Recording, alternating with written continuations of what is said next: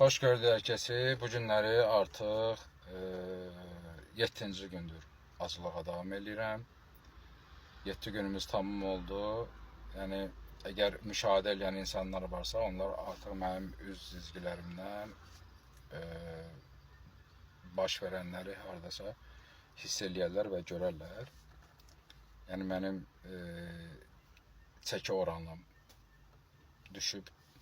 Yəni bir həftə ərzində çox sürətli bir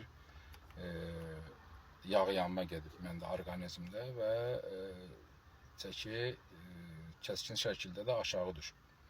Düzdür, mən yəni əvvəldən də demişəm ki, məqsədim çəkini salmaq deyil. Yəni burada sizə göstərilən məsələ orqanizmin sağalaraq necə bir hala gəlib çatmasıdır. Yəni özünü düzəldir.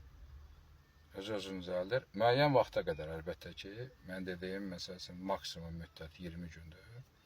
Və buna bizim hər kəsin əgər yəni şuurlu insanlardan söhbət gedir, ağıllı savadlı insanlardan söhbət gedir. Amerika həkimlərinin təsdiq etdiyi bir məsələdir ki, hansı ki 20 gündən yuxarı artıq bunun uzatmaq orqanizmə əks təsirlər göstərə bilər. 20 günə qədər bəli, sağlam şəkildə orqanizm öz fəaliyyətini göstərir və sən əlbəttə ki, istədiyin nəticələri o 20 gündə ala bilmək imkanına qadir ola bilirsən. Çünki bunu sənin yeri və orqanizm eləyir. Yəni sən sadəcə bir orqanizm gərək yad kənardan gələn qidalardan azad eləyəsən. Orqanizm özlüyündə onda olan hormonlarla, orada olan maddələr mübadiləsi ilə, orada olan həzm prosesi ilə özünü düzəldəcək. Yəni o bilir nəyi necə eləmək lazımdır və qidanı da artıq ehtiyata yığılan mənbələrdən çəkəcək və onu çox rahat şəkildə öz enerjisinə çevirib və orqanizmi tam olaraq sağaldacaq. Çünki kənardan ora daxil olan və mane olan bir şeylər yoxdur. Bu 20 gün ərzində çox gözəl formada özünü göstərir və gedir. Məndə bu günləri artıq bir həftədir. Yəni 7 gündür. Mən bir həftəni tamam oldu, 7 gün tamam oldu bu günləri və şükür Allah'a da yaxşı da gedir. Və mən bunu elədiyimə görə də, öncədən elədiyimə görə də bilirəm ki, yəni ki, mən bunu uzada da bilərəm. Sadəcə bunun faydası yoxdur deyə 20 gündən yuxarı. Ona görə eləmirik. İndi məndə burada ola bilsin ki, məsələn 15 gün olsun və ya 17 gün olsun, 18 gün olsun. Bu arada bir işlər var deyə istər-istəməz mən məsələn 20 günü ola bilsin ki, tamamlaya bilməyim. Onda səbəblər olur. Yəni bundan öncə 1-2 dəfə oldu. Birində məsələn yaxın dostlarımızı toya dəvət eləmişdi və toya getməmək, o qədər yaxın insanın toyuna getməmək, iştirak etməmək və orada özünü göstərməmək heç cür alınmırdı.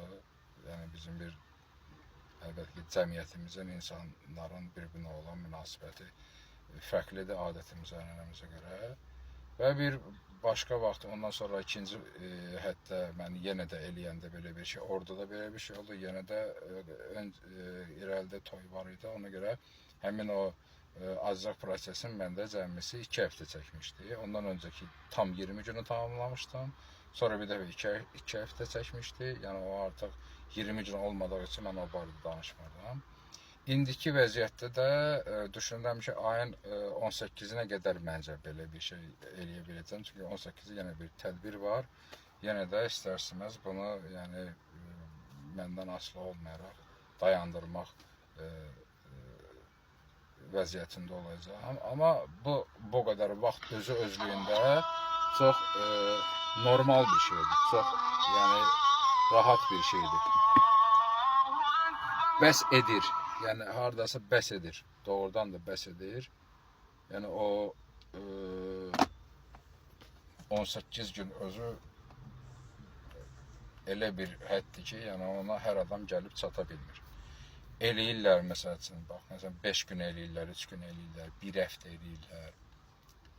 10 gün eləyən hələ ki qarşıma çıxmayıb, amma eşitmişəm də, yəni danışmışam da. Bir həftəyə qədər eləyə bilən insanlar olur. Bilmirəm nə qədər mənim kimi eləyirlər onu, mənim qədər eləyirlər, amma yenə də danışıqlarından belə çıxır. Amma ondan uzun müddət yəni eləyənlər mən hələ ki yəni belə müşahidə etməmişəm. Deyim ki 10 gün olsun, 2 həftə olsun və yaxud tam mən dediyim kimi 20 gün eləyən olsun bizlərdə. Biz nümunə olaraq bunu göstəririk. Bu heç bunu bildik, bundan danışdıq. İndi mən o ketoz rejimində olan sistemdə olan bu müəyyən qidalardan əlavə yenə bir-ikisini deyəcəm sizə. Bunların içində biri kələmdir, duzlu kələm. Rusca kvaşenная kapusta deyirlər ona. Bu duzlu kələm, duza qoyulmuş kələm söhbət gedir. O fermentasiya olur. Çox faydalı bir şeydir. Mənim o baxımdan paylaşımım var səhifədə. Yəni o barədə yazmışam, davamı yoxun. Təkrar etmək istəmirəm. Nəsib oxuya bilərsiniz, baxa bilərsiniz. Onu mütləq rasionunuzda saxlayın. Yəni mütləq istəyir günorta yeyəcəksiniz, istəyir axşam yeyəcəksiniz, istəyir 2 dəfə yeyəcəksiniz və ya 1 dəfə yeyəcəksiniz.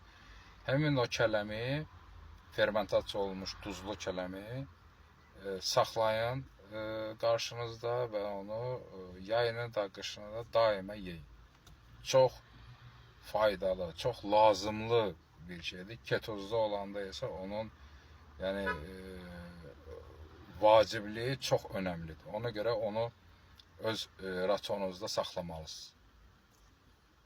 Kim olur olsun, imkan dairəsində bazarlarda və yaxud ala bilərsiniz və yaxud özünüz hazırlaya bilərsiniz. Özünüz hazırlasınız, daha yaxşı olar. Amma heç nə qatmayın ona. Yəni kökü falan belə şeylər heç olmasın. Yalnız kələmin özü. Nə çuğundur, nə kök, başqa heç nə qatmayın. Kələmin özünü fermentasiya eləyin, duza qoyun. Özü fermentasiya olsun və onda olan o faydalı xüsusiyyətlər üzə çıxsın və onu yeməyinizin yanında qoyun və rahat yeyin. Bu dediyim məsələlər ketoya aiddir. Yəni sən əgər gündə 2 dəfə qidalanacaqsansa və gündə 1 dəfə qidalanacaqsansa və ya keto eləyəcəksənsə, OMAD eləyəcəksənsə, bu məsələlər bax buna aiddir. Bunun yanında olması, bunun yanında olması, qalan şeylərdə mən sizə demişəm, daha faydalıdır, daha xeyirlidir və lazımlıdır və olmalıdır da. Yəni bu artıq sizin menünüzə girməlidir və orada da qalmalıdır. Yəni bunu siz bu formada da davam etməlisiniz. Bir də kofe barəsində demək istəyirəm. Yəni insanlar var ki, həqiqətən də yəni şəkər istəyi onlarda həddindən artıq çoxdur. Bakteriyalardan əlbəttə asılı olan məsələdir. Bağırsaq, uzun bağırsaqda olan bakteriyalar onu istəyir, tələb eləyir, siqnal ötürür və sən onsuz qala bilmirsən. Bir asılılıq elə bir ki, adamda yaradır. Onun qarşısını almaq üçün də gözəl vasitələrdən biri var, hansı ki, mən məsələn şəxsən onu istifadə edirəm. Kofe, bir fincan kofenin içinə müəyyən qədər, təxminən deyim ki, 10 milli ya bir xörək qaşığı sulu qaymaq, yağlılıq faizi çox olan, təxminən 20-20-dən də yüksək. Ondan onu əlavə edib qarışdırmaq və onu içdiyin zaman bir neçə dəqiqədən sonra artıq hiss edirsən ki, sənin şəkərə olan istəyin sakitləşdi və biraz sonra artıq onu istəmirsən. Bunu da sizin üçün faydalı olaraq təklif edirəm və bu da olmalıdır sizin menünüzdə. Çünki bilirəm ki, istərsiniz siz bu qidaları yeyəndə şəkər yeməyəcəksiniz, şəkərli şeylər yeməyəcəksiniz və karbohidrat olmayacaq. Karbohidrat da şəkəri çevirməyəcək. Ona görə orqanizm şəkər olmadığı üçün müəyyən vaxt onu sizdən istəyəcək və qarşısını bu formada alacaqsınız. Kofe ilə qaymaq, yağlı qaymaq ketozdan sizi çıxarmayacaq və ketozda qalacaqsınız. Belə. Bu günləri bunları danışdıq. Yenə də nə suallarınız olsa mesaj vasitəsilə yaza bilərsiniz direktə.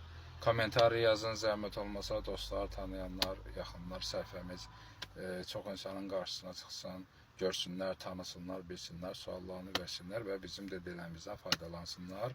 Like edin və repost edin ki, təkrar paylaşım olaraq yenə də bizim insanlarımıza bu səhifə qarşılarına çıxsın və onlar bundan faydalansınlar, görsünlər ki, bu məsələlər necə olur? Çünki rahat şəkildə öz dilimizdə, öz ana dilimizdə bunu biz danışırıq və sizə göndəririk. Sağ olun, görüşmək üzrə.